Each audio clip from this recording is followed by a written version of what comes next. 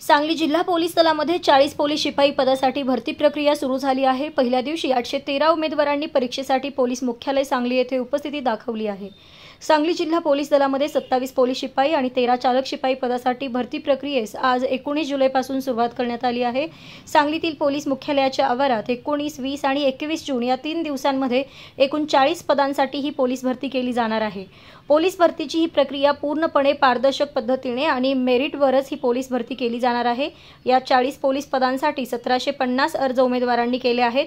आज पहिल्या विभागामध्ये दिवसभरात 746 उमेदवार पोलीस शिपाई पदाकरिता आणि 67 उमेदवार पोलीस शिपाई चालककरिता असे एकूण 813 उमेदवार पोलीस भरतीची चाचणी देत आहेत। पोलीस भरतीसाठी अर्ज केलेल्या उमेदवारांनी कोणत्याही भूलथापांना आमिषाला बळी पडू नये। ही परीक्षा पूर्ण पारदर्शक पद्धतीने पार पडत आहे। मेरिटवरच सिलेक्शन होईल याची तयारी उमेदवारांनी करा, अशी विनंती आणि आवाहन पोलीस अधीक्षक संदीप घुगे यांनी केले आहे।